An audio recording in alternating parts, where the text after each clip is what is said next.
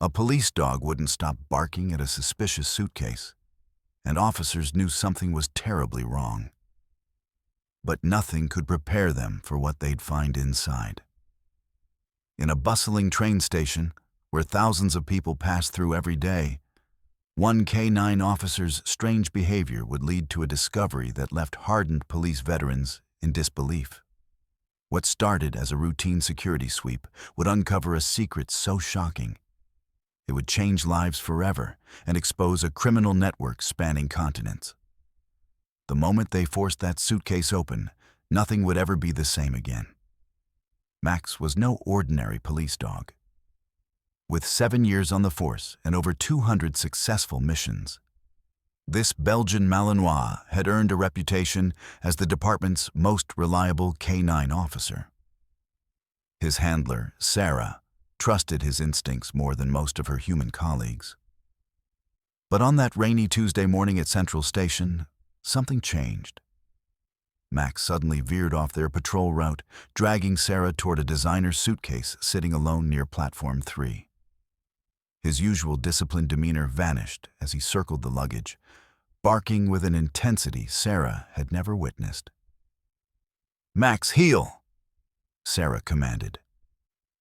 For the first time in their partnership, Max completely ignored her. His barking grew more frantic, his body rigid with alertness. Something about this particular suitcase had triggered a response she'd never seen before. "I've never seen him act this way." Sarah radioed to dispatch, her voice tense.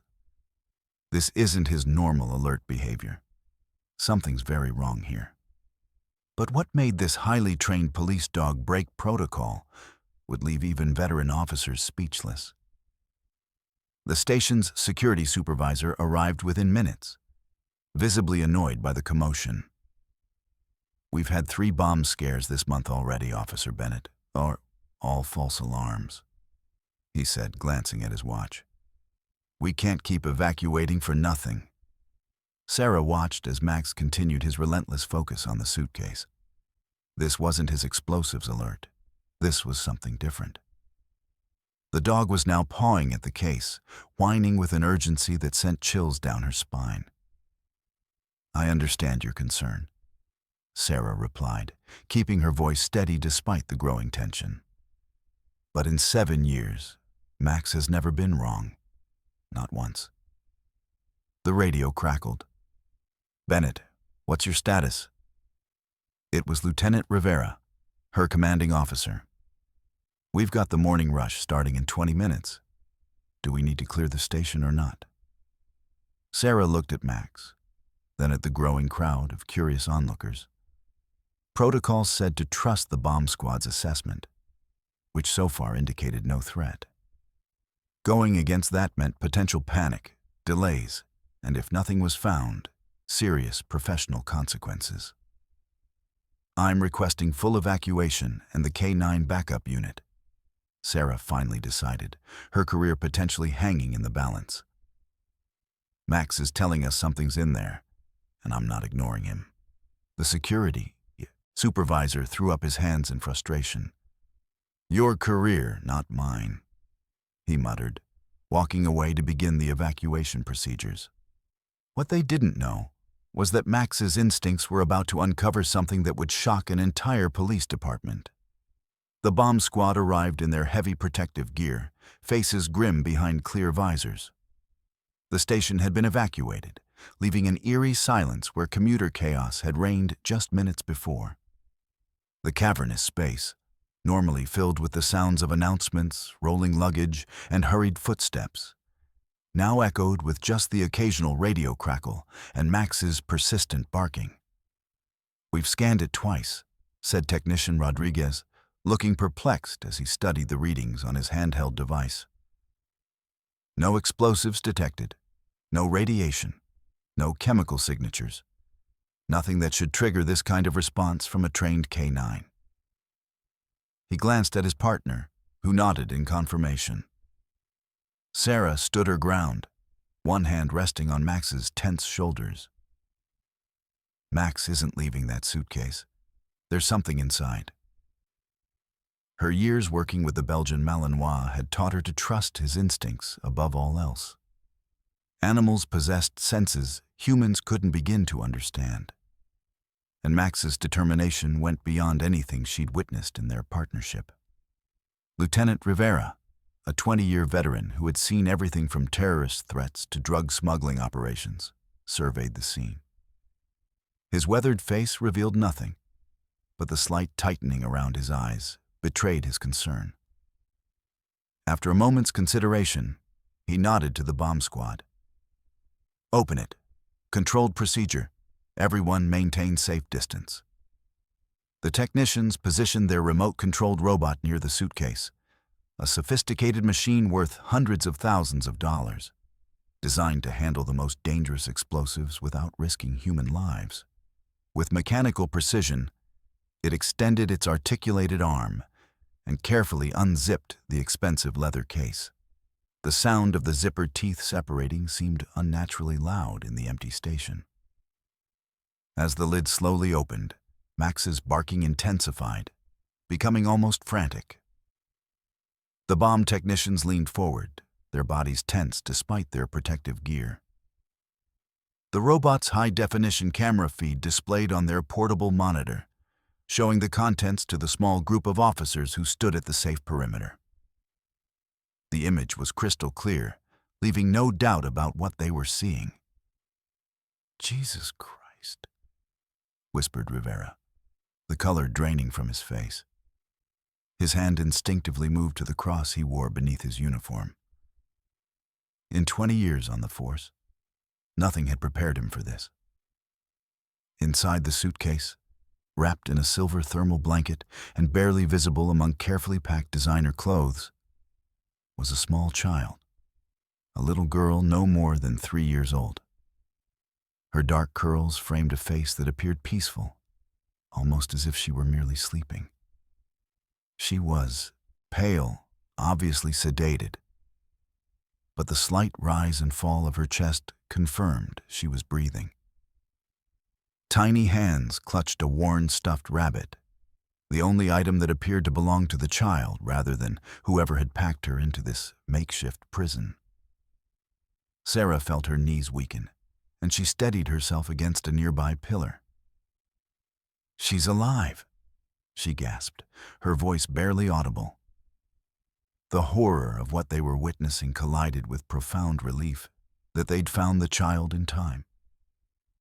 If Max hadn't alerted, if she hadn't trusted her partner's instincts, if the suitcase had made it onto a train, the thought was unbearable. Rodriguez was already radioing for medical support, his normally steady voice tight with emotion. "Get paramedics here now. Priority 1. We have a child, approximately 3 years old, unconscious but breathing. Possible sedation. Need immediate medical assessment and transport." The station's cavernous acoustics carried his words, emphasizing the urgency.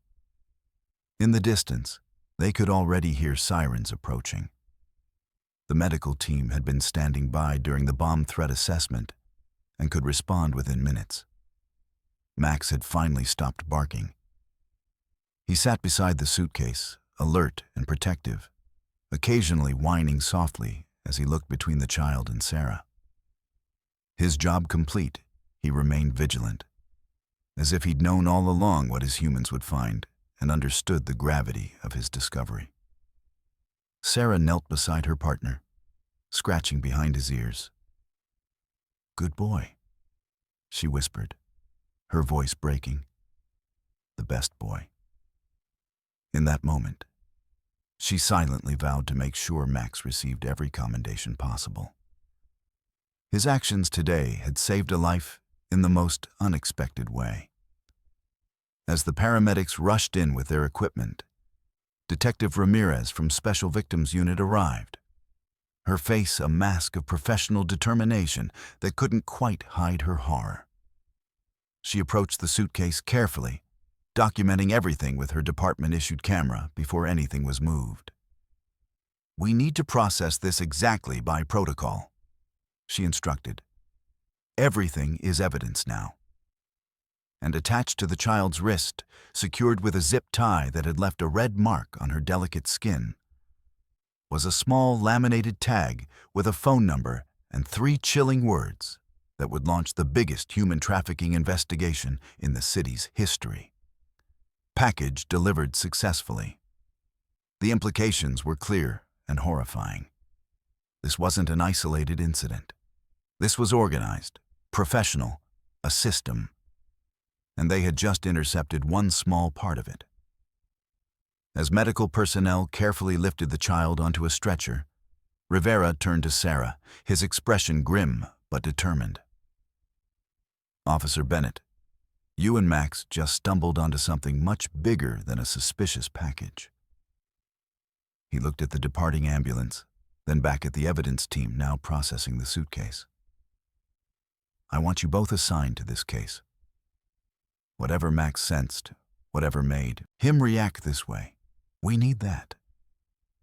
Sarah nodded, her hand still resting on Max's head. The dog's eyes remained fixed on the departing stretcher, as if reluctant to end his watch over the child he'd saved. What had begun as a routine patrol had transformed into something that would change the trajectory of multiple lives, including their own. And somewhere in the city, someone was waiting for a confirmation call that would never come. The hospital waiting room buzzed with tension as Sarah paced the worn linoleum floor. Max lay at attention nearby, his ears perked forward, amber eyes tracking her movements with unwavering focus. 3 hours had passed since they'd brought the little girl in, and the initial medical assessment had confirmed their worst fears. She'd been deliberately sedated with a sophisticated combination of drugs meant to keep her unconscious but alive during transport. The clinical precision of it all suggested medical knowledge. Another disturbing piece of the puzzle. The waiting area smelled of antiseptic and stale coffee. Officers from various departments had cycled through, dropping off evidence bags, exchanging hushed updates, and casting concerned glances toward the pediatric intensive care unit where the child was being treated. Sarah had refused to leave, even after her shift had officially ended. Something about this case, perhaps the way Max had been so insistent, perhaps the sight of that tiny form packed like cargo, had lodged deep under her skin. "Officer Bennett?" Sarah turned to see Dr. Patel approaching, clipboard in hand and dark circles under her eyes. The pediatric specialist's face revealed the professional composure of someone who had seen too much, but never enough to become numb to it. Her white coat was immaculate, but her shoulders carried the weight of countless children she'd treated under the worst circumstances. "The child is stable," Dr. Patel began, gesturing for Sarah to take a seat in one of the molded plastic chairs. "We've managed to identify the sedatives in her system, a combination of benzodiazepines and a mild opioid, carefully dosed for her body weight. We're working to safely clear them without causing withdrawal symptoms. No identification was found, but based on her dental development and growth markers, we estimate she's approximately 32 months old. She's showing signs of waking up, which is encouraging." "Any signs of—" Sarah couldn't finish the question, the word sticking in her throat as Max pressed reassuringly against her leg. "No physical abuse indicators," Dr. Patel answered, understanding the unspoken concern that haunted every case involving children. "No signs of sexual assault or physical trauma. But she's malnourished and shows signs of neglect. Her vitamin D levels suggest limited sun exposure for several weeks, and there are pressure marks consistent with extended confinement. We've placed her under protective custody while we complete our assessment, and social services has been notified." Sarah nodded, relief mingling with fresh concern. "Has she said anything? Given any indication of who she is or where she came from?" "Not yet. We're bringing in a child psychologist who specializes in trauma cases. Dr. Patel hesitated, then added, "She's been clutching that stuffed rabbit since she arrived. Our nurses tried to take it for evidence processing, but her distress levels spiked dramatically. The forensics team took photographs and samples instead. Lieutenant Rivera arrived with Detective Ramirez from Special Victims Unit, both looking grim after hours of initial investigation. Rivera carried a cardboard tray of coffee cups, distributing them silently to the assembled officers. A small gesture of support for what promised to be a long night. "We've got something," Ramirez said, keeping her voice low as she accepted the coffee with a grateful nod. The detective's dark hair was pulled back in a severe ponytail, her blazer slightly rumpled after hours of work. "The phone number on the tag is a burner, purchased with cash at a convenience store near the harbor 3 days ago. It received 3 calls in the last hour, all from the same source trying to confirm delivery. Tech managed to triangulate the signal to the West Side Marina District, somewhere within a 6-block radius of the commercial docks. That area is full of warehouses and shipping companies," Sarah observed, mentally mapping the location.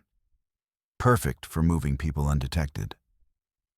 "Exactly," Ramirez confirmed.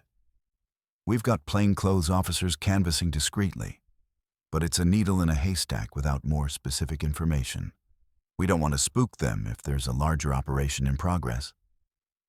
"The suitcase is expensive," Rivera added, running a hand over his salt and pepper hair. Dark stubble shadowed his jaw after the long day. "Custom-made Rimowa. Limited edition with hand-stitched leather accents. Only 6 retailers in the city sell that model, and only 2 have sold that particular design in the last month. We're checking security footage from all of them, tracking the purchases." Sarah nodded, processing the information as she sipped the bitter hospital coffee. "What about the station cameras? Did they catch who left the suitcase?" "That's the problem," Rivera replied, frustration evident in his voice as he loosened his tie. "Someone looped the security feed for 8 minutes. Just enough time to drop the suitcase and disappear. This wasn't amateur hour. The IT department says it required specialized knowledge of the Transit Authority's security protocols." "An inside job?" Sarah asked, the implication sending a chill through her. "We're looking into all transit employees with access to the security systems," Rivera confirmed grimly. "But the method suggests professional expertise, possibly former military or intelligence background. The technique mirrors what we've seen in high-level organized crime operations." A soft chime from Ramirez's phone interrupted them. She checked the message, her expression darkening as she swiped through several images. Forensics found partial prints on the suitcase handle and lining. They match a case from 3 years ago, a suspected trafficking operation we couldn't crack. 2 children disappeared from Oakwood Park Playground within 2 months of each other, but we never found enough evidence to make arrests. The prints belonged to Anton Resnick, a Ukrainian national with suspected ties to Eastern European criminal organizations. He was questioned but released due to lack of evidence. "So this is bigger than one child," Sarah said, the realization settling like a weight on her shoulders as she absently stroked Max's head. The dog remained vigilant, as if sensing the gravity of their conversation. "Much bigger," Rivera confirmed, his voice dropping even lower. "We think we've stumbled onto a transit point in a larger network. The tag, the sedation method, the security camera loop, it's all too organized. This has the hallmarks of an established pipeline, and the timing suggests regular operations. The station was chosen during the morning rush, when security would be stretched thin, focusing on the crowds rather than abandoned luggage." Officer Chen from Digital Forensics approached, tablet in hand. "Lieutenant, We've analyzed the thermal blanket the child was wrapped in. It's military grade, and the batch number traces back to a supply shipment that was reported stolen from a naval warehouse last year. Thousands of these blankets disappeared. Thousands, Sarah repeated, the implications hitting her like a physical blow. That suggests scale, Rivera finished for her. An operation prepared to move many people. A nurse appeared at the doorway, slightly breathless, her scrubs wrinkled from a long shift. Doctor, she's awake. And she's asking for her mom. The group exchanged glances, the implications clear. This wasn't a case of parental trafficking. This child had been taken from someone who was likely searching desperately for her. The realization added another layer of urgency to their investigation. I want to be there when you talk to her, Ramirez said to Dr. Patel, already gathering her notepad. We need to proceed carefully, trauma-informed questioning only, and we need to get her photo out to missing persons databases immediately, national and international. I'll coordinate with the National Center for Missing and Exploited Children, Officer Chen offered. They can cross-reference with their database of active cases. Dr. Patel nodded. I'll have our photographer take a gentle approach. No flash photography, nothing that might frighten her. We can digitally remove the medical equipment for the public appeals. As they moved toward the child's room, Max suddenly stiffened beside Sarah, his body going rigid with attention. His ears perked up sharply, and a low, almost inaudible growl rumbled in his chest.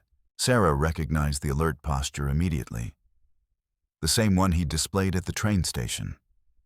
7 years of partnership had taught her to trust his instincts without hesitation.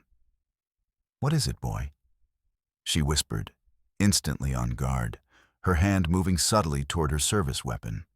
Max's training meant he wouldn't alert without cause. Something had triggered his finely tuned senses.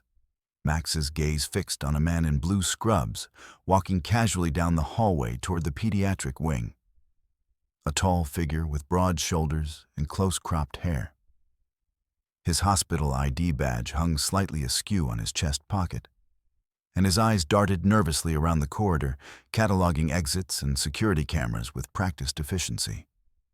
His shoes, expensive leather boots rather than the practical sneakers most medical staff wore, seemed out of place with the hospital uniform. Rivera, Sarah said quietly, maintaining a casual posture while shifting her weight to a ready stance. 3 o'clock, the tall orderly with the short hair. Max is alerting on him. The lieutenant subtly shifted his position to observe the man, his hand moving instinctively toward his weapon concealed beneath his jacket. Hospital security confirmed all staff on this floor? They did, Ramirez confirmed, already texting someone with practiced efficiency, her eyes never leaving the suspect. And they just confirmed no male orderlies are assigned to pediatrics today. All male staff are accounted for elsewhere in the building. The false orderly noticed their attention and froze momentarily, his hand twitching toward the pocket of his scrubs. His gaze met Sarah's for a fraction of a second. Cold, calculating eyes that assessed and dismissed her in an instant. Then he turned abruptly toward the emergency exit, his casual stride transforming into purposeful movement. "Police, stop right there!" Rivera shouted, drawing his weapon, as the hospital corridor erupted into action. Medical staff scattered, some pulling patients into rooms for safety, others flattening themselves against walls. The man broke into a sprint, shoving a medication cart into their path.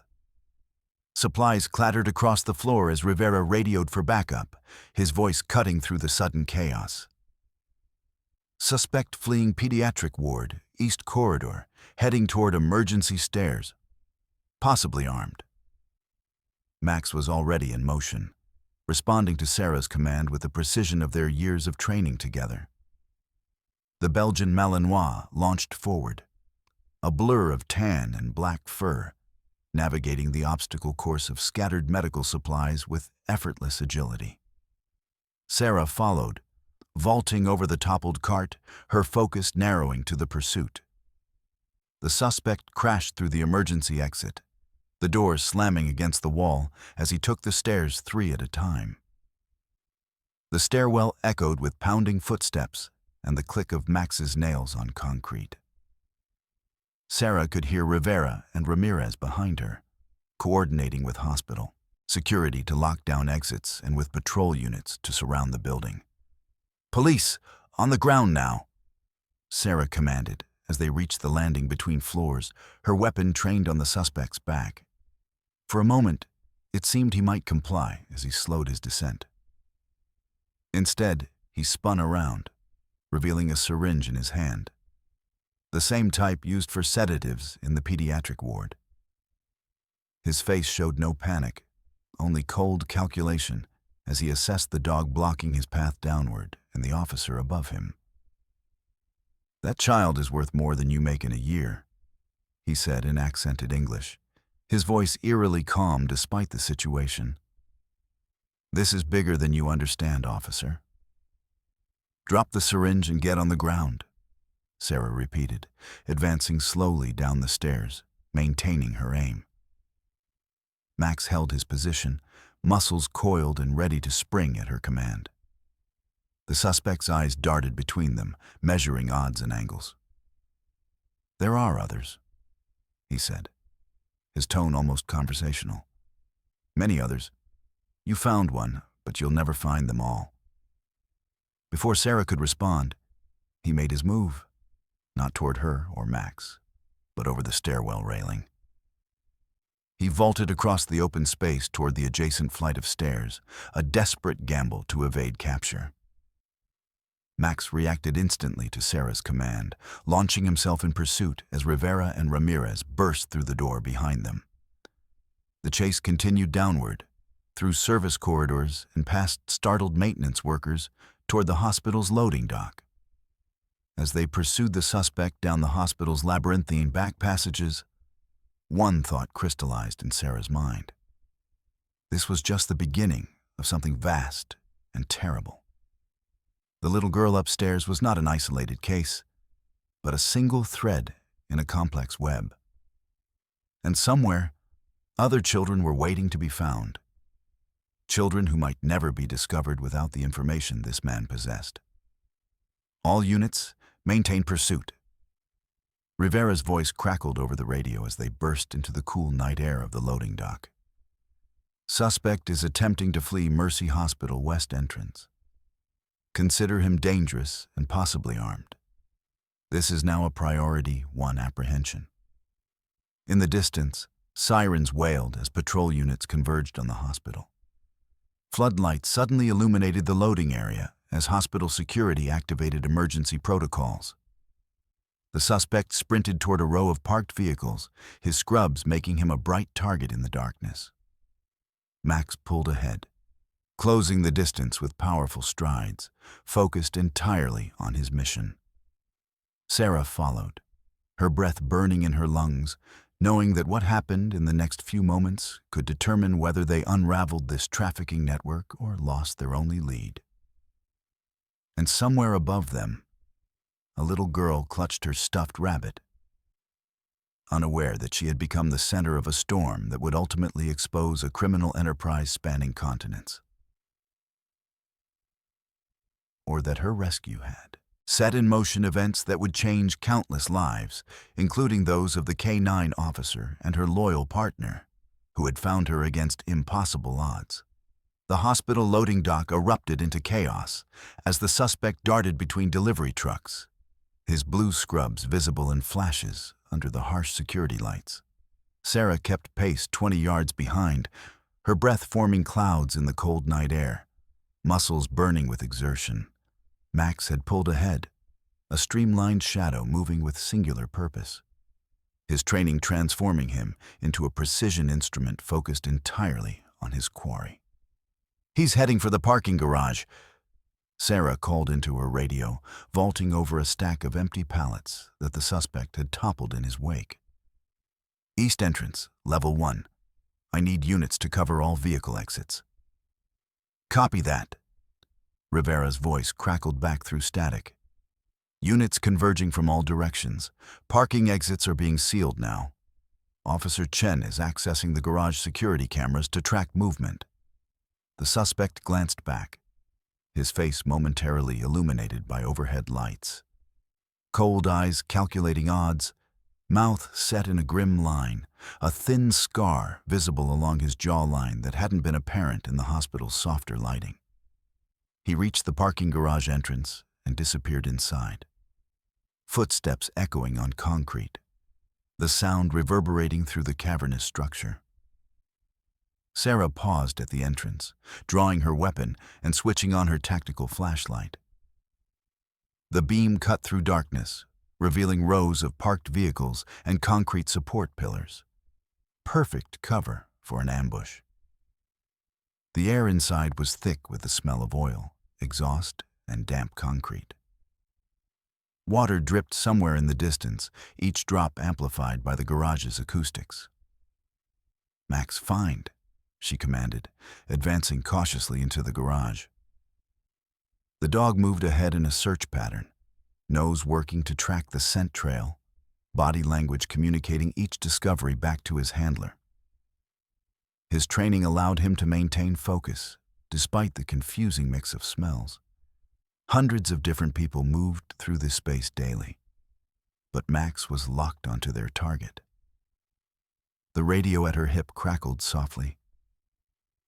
"Bennett, this is Chen. I've got partial visual on the suspect through security cameras.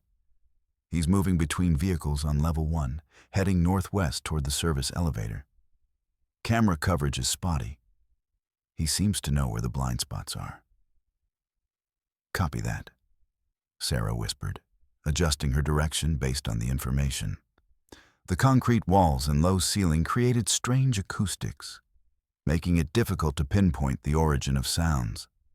Somewhere ahead, a car door closed quietly. Too quietly for someone in a hurry unless they were deliberately trying to avoid detection.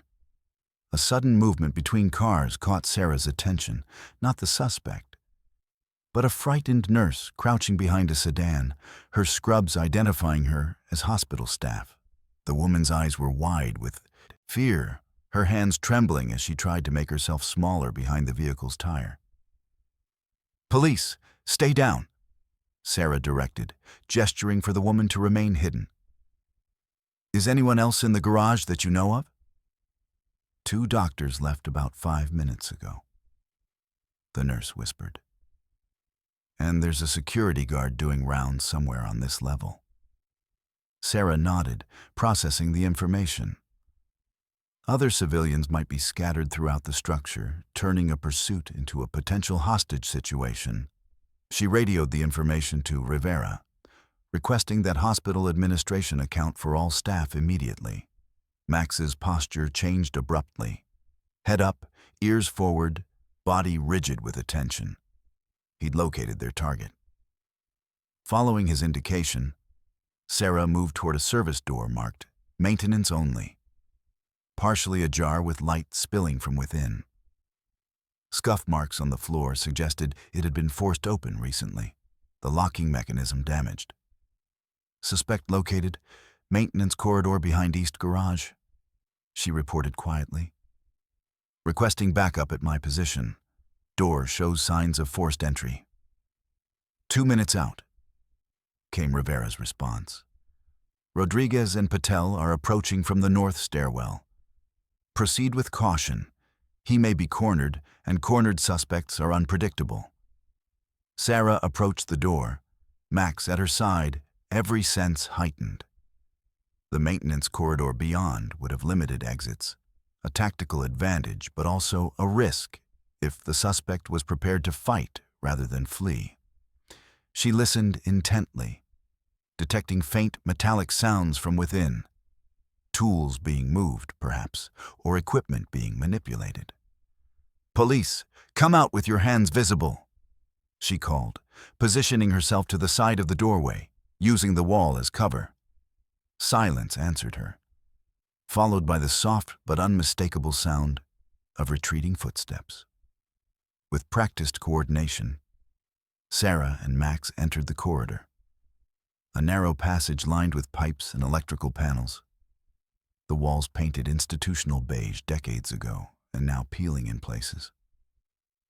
Emergency lighting cast everything in a sickly yellow glow, creating deep shadows between the building's infrastructure. The air was noticeably warmer here, heavy with the smell of machine oil and dust. 20 feet ahead, a janitor's cart had been overturned, mops and cleaning supplies scattered across the floor. A hasty attempt to create an obstacle. They advanced methodically, checking each alcove and service closet until Max froze, his attention fixed on a ventilation grate near the floor. Slightly askew, large enough for a person to crawl through. The metal edges were bent outward, and fresh scratch marks indicated it had been removed and replaced recently. Dust patterns on the floor showed clear evidence of someone sliding into the opening. Clever, Sarah muttered, examining the opening. The building plans flashed in her mind from the security briefing they'd received upon arrival. This would connect to the hospital's extensive HVAC system, a maze of ducts and access points throughout the facility. The main ventilation trunks would be large enough for a person to navigate, especially someone with military training accustomed to operating in confined spaces. Her radio crackled. "Officer Bennett, be advised," came the dispatcher's voice. "Hospital security reports motion in the north wing ventilation system, 3rd floor. Maintenance confirms no scheduled work in those areas. He's heading back into the main building." "Copy that," Sarah replied, already moving. "All units, suspect is in the ventilation system. Seal all mechanical rooms and roof access points. I need building maintenance to pull up ventilation schematics immediately. We need to know where these ducts lead." "Already on it," Rivera responded. "Maintenance supervisor is uploading digital blueprints to all units now. Pediatric ward is being secured as a precaution." They raced back through the garage toward the hospital's north entrance, where Rivera was coordinating the growing police presence. Officers with tactical gear were deploying throughout the building as medical staff worked to secure patients. The hospital had initiated its emergency protocols, moving critical patients away from exterior rooms and posting security at all ward entrances.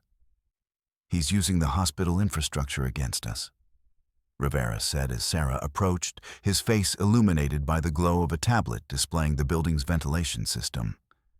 Sweat beaded on his forehead despite the cool night air, evidence of the tension gripping everyone involved. "Smart. He knows we can't use tear gas or aggressive tactics with patients present."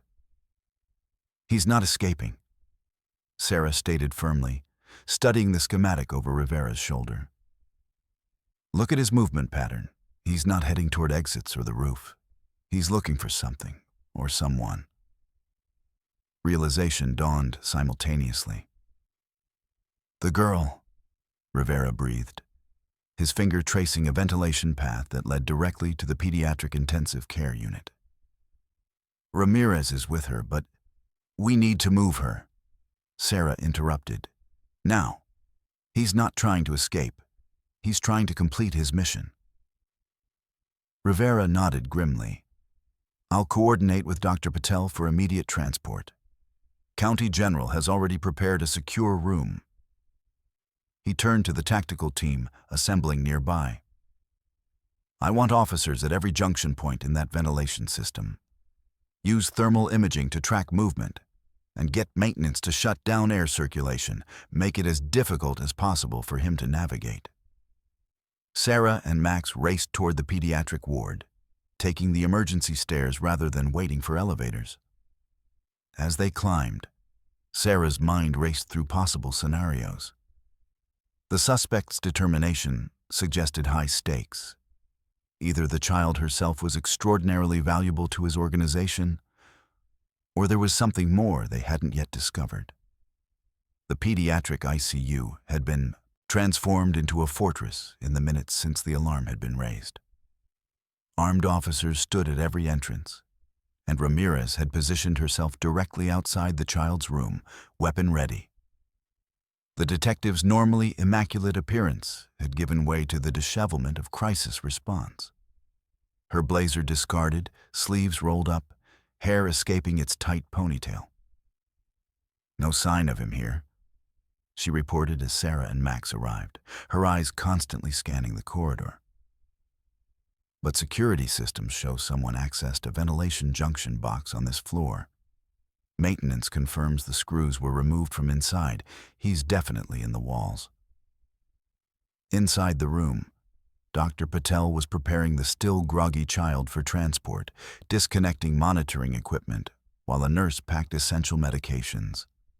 The little girl's dark curls framed a face still pale from sedation, her eyes heavy-lidded but increasingly alert. "We're moving her to County General," Dr. Patel explained, her movements efficient but gentle. "Their pediatric ward has better security protocols for these situations, and they've prepared an isolation room with controlled access. We'll transport via ambulance with police escort." The little girl watched with wide, frightened eyes, clutching her stuffed rabbit tightly against her chest. When she saw Max, however, something changed in her expression. Recognition, perhaps, or simply the natural affinity children often have for animals. Her rigid posture softened slightly, and her eyes tracked the dog's movements with interest rather than fear. "Doggy," she whispered, the first word she'd spoken clearly since waking. The simple syllables carried a distinct Eastern European accent. Sarah smiled despite the tension. "That's Max. He's a police dog. He helps find people." "Like me?" the child asked, her voice small but distinct. Vulnerability mixed with a child's natural curiosity.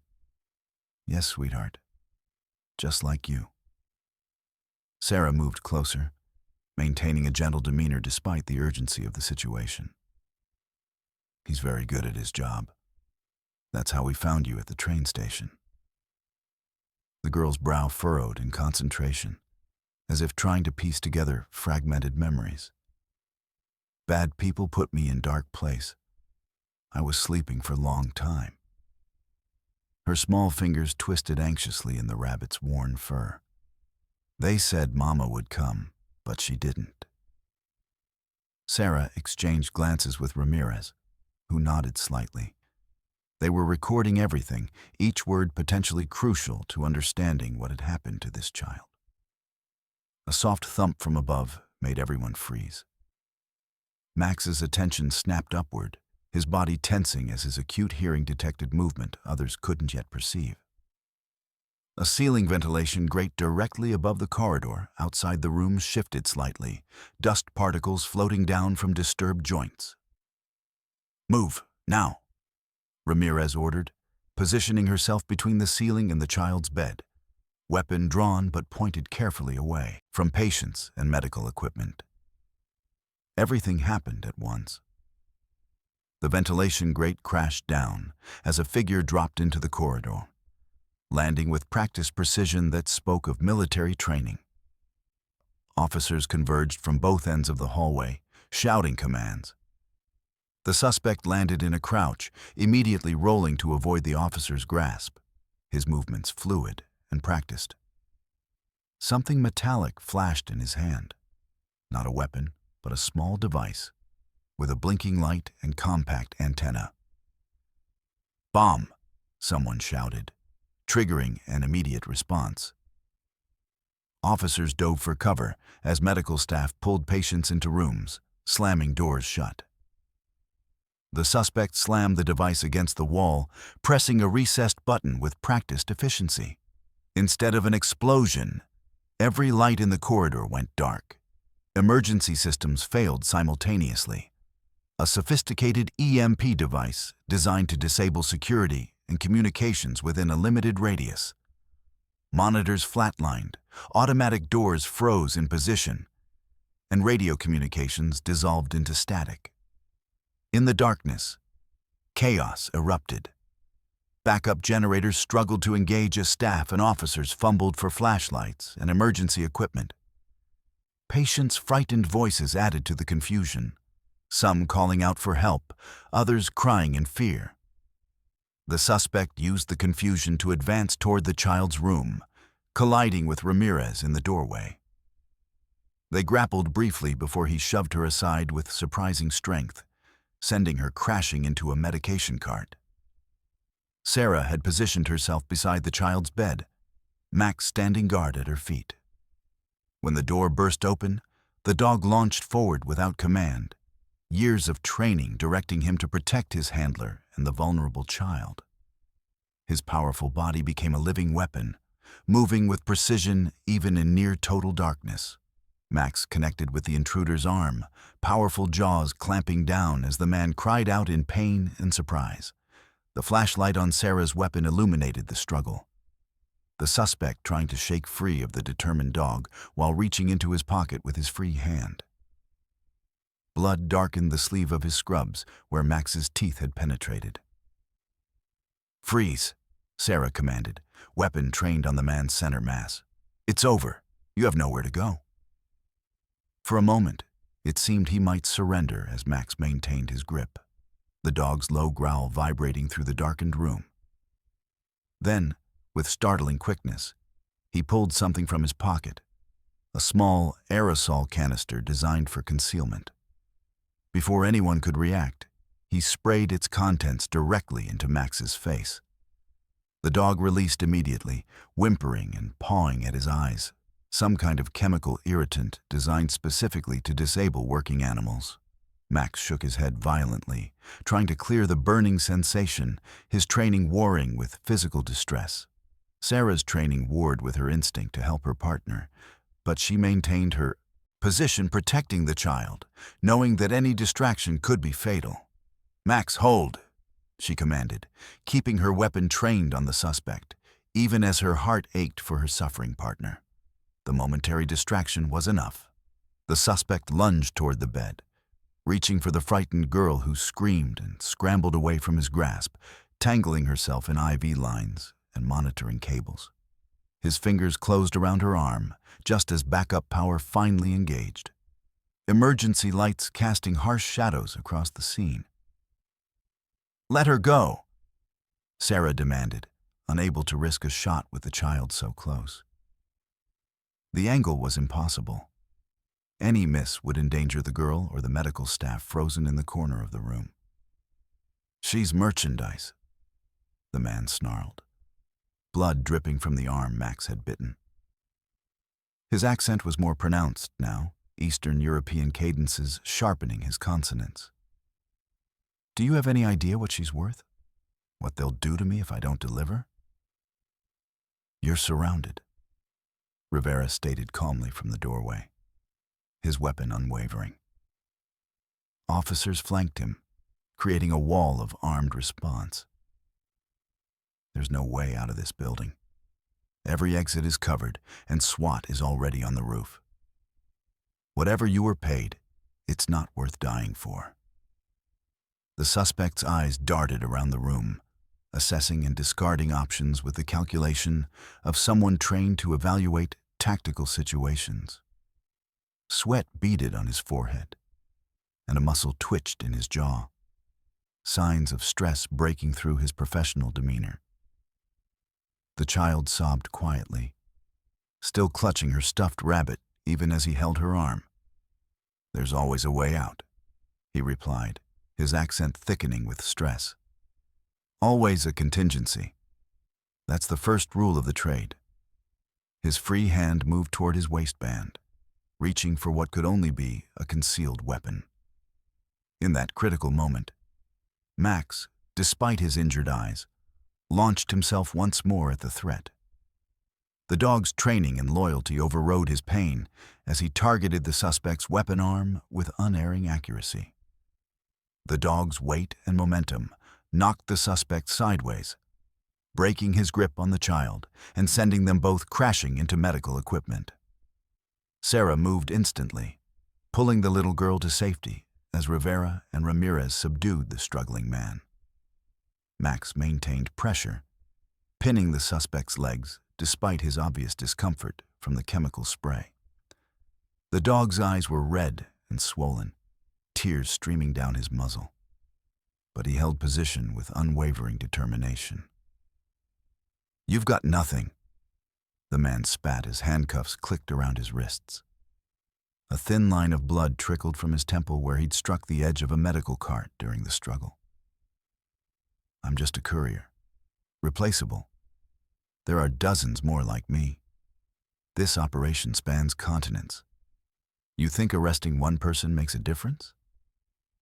"Maybe," Ramirez acknowledged, securing his restraints with professional efficiency.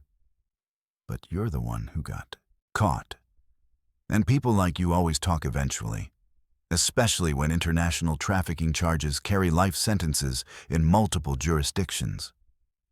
As medical staff rushed in to check on the child, Sarah knelt beside Max, gently flushing his eyes with saline solution from a medical tray. The loyal dog whimpered softly but remained steadfast at her side, occasionally licking her hand as if to reassure her that he would recover. "Good boy," she whispered, her voice thick with emotion as she carefully examined the damage. The veterinary unit would need to evaluate him properly, but the initial assessment suggested the chemical was a standard pepper compound, painful but not likely to cause permanent damage. "The best boy. We'll get you fixed up right away." From the bed, the little girl watched them with wide eyes, her fear gradually subsiding as Dr. Patel checked her vital signs. "Is Doggy hurt?" she asked, concern replacing terror in her voice. "He'll be okay," Sarah assured her, managing a smile. "Max is very brave." "Like me?" the child asked, echoing her earlier question. "Yes, sweetheart. Exactly like you. You're the bravest little girl I've ever met." Sarah moved to the bedside, keeping one hand on Max for both his comfort and her own. "Can you tell me your name? Your real name?" The child hesitated, glancing at her stuffed rabbit as if seeking permission or guidance. "Sophia," she finally whispered. "My name is Sophia. Mama says I should not tell strangers, but you are police lady, yes? With Police Doggy?" "That's right, Sophia. I'm Officer Bennett, and this is Max. We're here to help you. Will you find my mama?" The question contained all the heartbreak and hope that only a child separated from her parent could express. "We're going to try very hard," Sarah promised, careful not to make guarantees she couldn't keep. "Can you tell me your mama's name?" "Mama is Katerina," Sophia replied, her small fingers tracing patterns on the rabbit's worn ear. "She works in big building with many steps. She catches bad people." As hospital security established a new transport plan and evidence technicians photographed the EMP device, Rivera approached Sarah and her recovering partner. His expression was grim but contained a hint of something else, the determined satisfaction of someone who had just connected crucial pieces of a puzzle. "We've identified him through fingerprints," he said quietly, nodding toward the suspect being escorted out under heavy guard. "Nikolai Varga, former Spetsnaz, suspected ties to 3 different trafficking organizations across Eastern Europe. Interpol has had a red notice on him for 2 years. This is the biggest break we've had in years." "And the girl?" Sarah asked, still tending to Max's irritated eyes. The dog had settled somewhat, his breathing returning to normal as the pain subsided. "We're running her photo through international databases now. But there's something else. Something you should see." Rivera held out an evidence bag containing the child's stuffed rabbit. Through the clear plastic, Sarah could see that the worn toy had been carefully cut and re-sewn along one seam. The stitching was nearly invisible, professional work meant to avoid detection.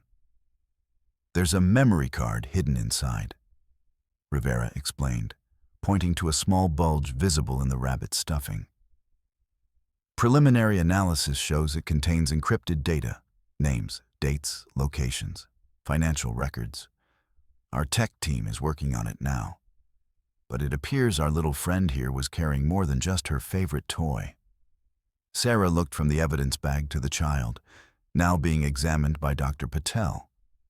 She wasn't just merchandise, she realized, the implications sending a chill through her. She was a courier, too. They hid information inside her toy, information they knew wouldn't trigger metal detectors or security scans.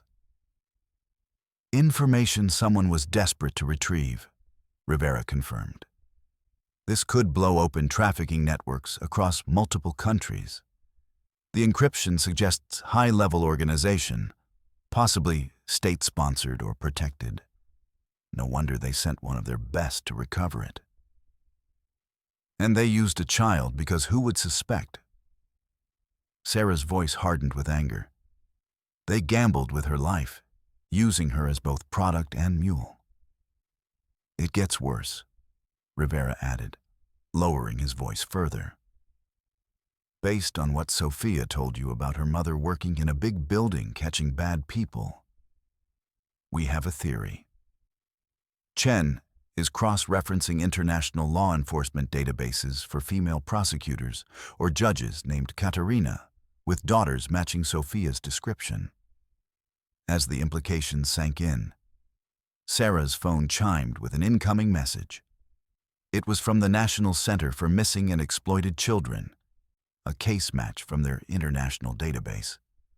The screen showed a missing person report filed 6 weeks earlier in Budapest.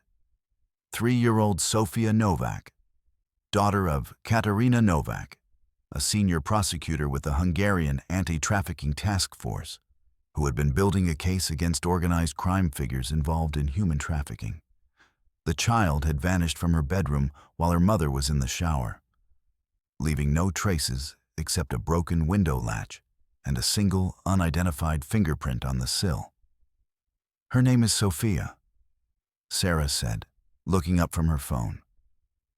"And I think I know why she was targeted. This wasn't random, it was retaliation and intimidation. They took the daughter of the prosecutor building a case against them. And they hid their operational data in her toy," Rivera finished, the full picture emerging.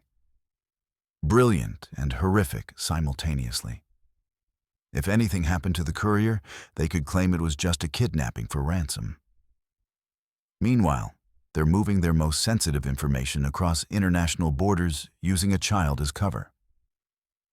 Dr. Patel approached, her expression serious but hopeful. "Sophia is stable enough for transport. The sedatives are nearly cleared from her system, and physically, she's suffering only from mild dehydration and exhaustion. Psychologically..." She trailed off, glancing at the little girl who was now watching a cartoon a nurse had started on a tablet. "She'll need specialized support, but children are remarkably resilient.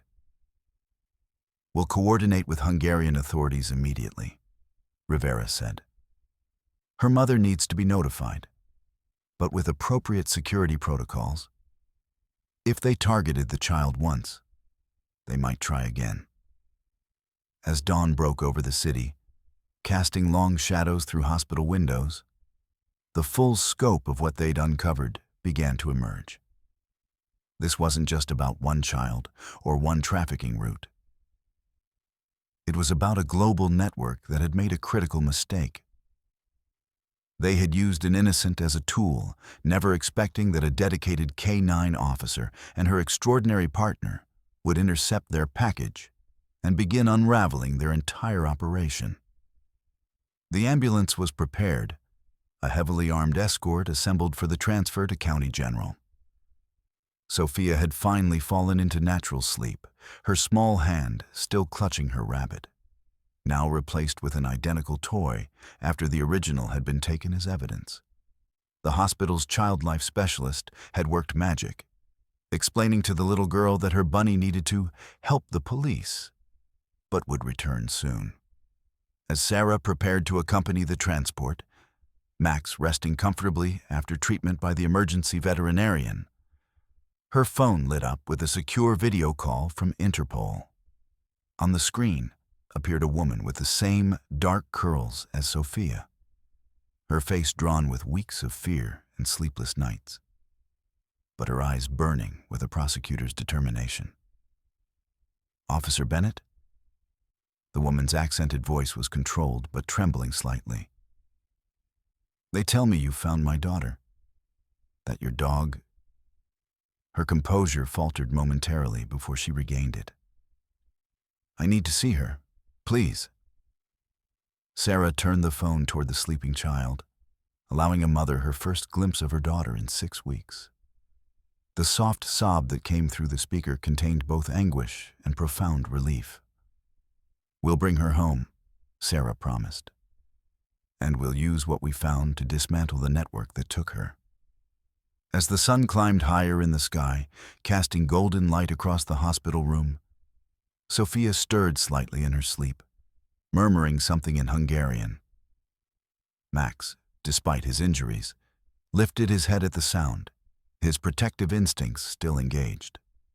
Sarah rested one hand on the child's small shoulder and the other on her partner's head, forming a connection between rescuer and rescued. And somewhere across the ocean, a mother who had given up hope would soon hold her daughter again. All because a Belgian Malinois named Max had refused to leave a suspicious suitcase unattended. The memory card hidden in Sophia's rabbit would eventually lead to the identification of 37 trafficking victims across 12 countries, the arrest of 18 members of an international criminal organization, and the freezing of offshore accounts worth millions. But for Sarah, watching Sophia's peaceful sleep, none of that mattered as much as the simple fact that one child would be going home. "We did good, Max," she whispered to her partner, who responded with a gentle thump of his tail against the floor. "We did real good."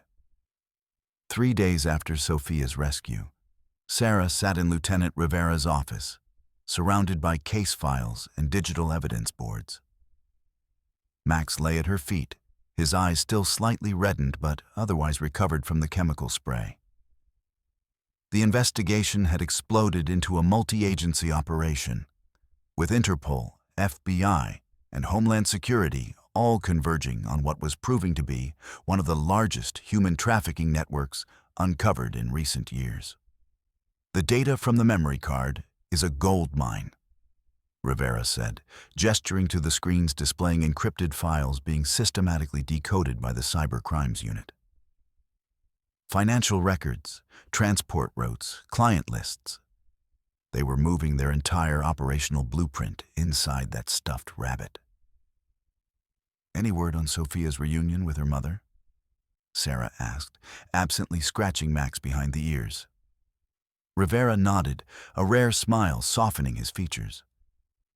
"Happened yesterday at the Hungarian embassy. Full diplomatic security, closed to press. Our counterparts sent this."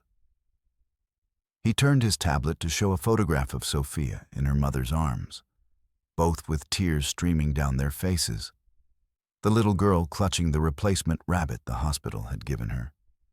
The image struck Sarah with unexpected force, a tangible reminder of why they did this work.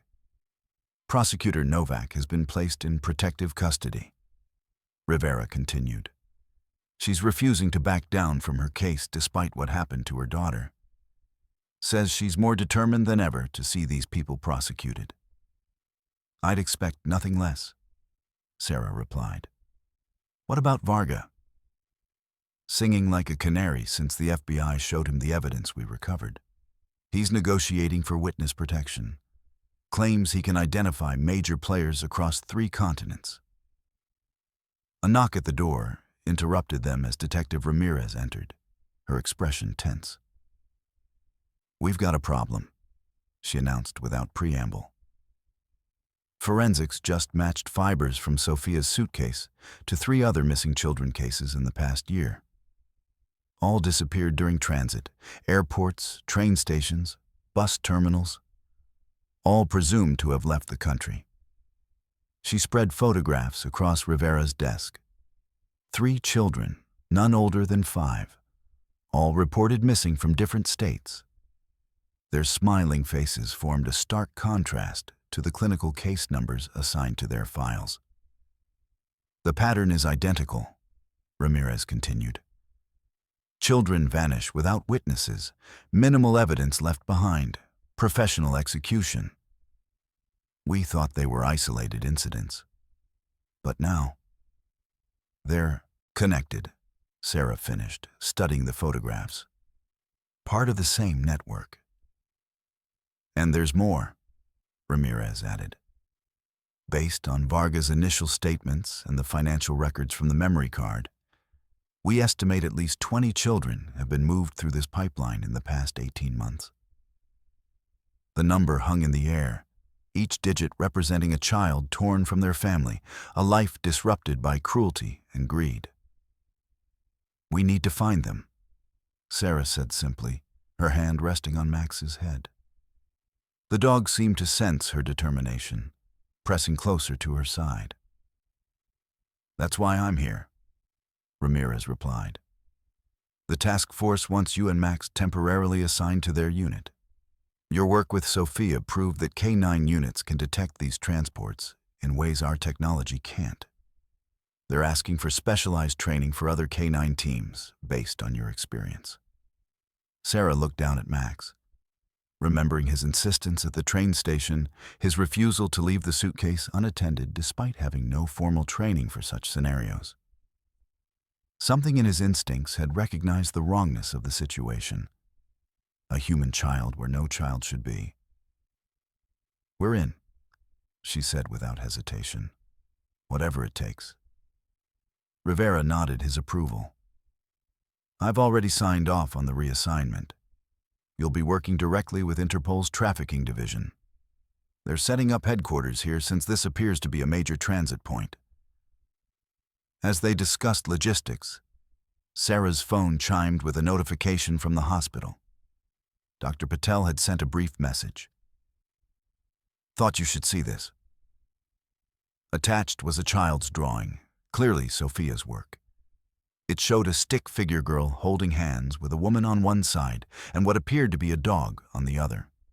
Above the dog, in a child's uneven lettering, was written "Max" with a heart beside it. Sarah showed the image to the others, a lump forming in her throat. "This is why we do this," she said quietly. "Not just for the cases we close, but for the lives that continue afterward." Rivera studied the drawing, his expression solemn. 20 more children," he said. 20 more drawings waiting to be made." As they returned to their planning, Max suddenly sat up, alert and focused on the office door seconds before a knock sounded. The dog's behavior drew knowing glances from the officers. His instincts had proven themselves yet again. The door opened to reveal Agent Calloway from Interpol, his tailored suit and precise manner marking him as different from the local police force. He carried a sleek laptop and a stack of files stamped with international security classifications. "Officer Bennett," he acknowledged with a nod. "I've heard impressive things about you and your partner. I understand you're joining our task force." "That's right," Sarah confirmed, rising to shake his hand. "Good. Because we've just received intelligence about another possible transport, scheduled for tomorrow night." He opened his laptop, displaying surveillance photos of the city's central bus terminal. "We have reason to believe a child will be moved through this facility between 10 p.m. and midnight. Based on the pattern, they'll be sedated and concealed, just like Sophia." What's the plan? Rivera asked, immediately shifting into operational mode. Surveillance only, Calloway emphasized. We don't want to disrupt the transport. We want to follow it, identify the handlers and the destination. This could lead us to their processing center, possibly even to children already in the pipeline. Sarah felt Max press against her leg, as if sensing the importance of what was being discussed. She looked down at her partner, then at Sophia's drawing, and finally at the photographs of the missing children spread across Rivera's desk. We'll find them, she said, with quiet certainty. All of them. As the task force assembled around Rivera's conference table, mapping out positions and protocols for the operation, Sarah knew they were standing at the threshold of something much larger than a single case. What had begun with one observant dog and a suspicious suitcase was expanding into an investigation that could save dozens of lives and dismantle a criminal enterprise spanning continents. And somewhere in the city, handlers were preparing for another transport. Unaware that the system they had relied on for years was beginning to unravel. All because a Belgian Malinois named Max had recognized that something precious was being treated as cargo and had refused to walk away.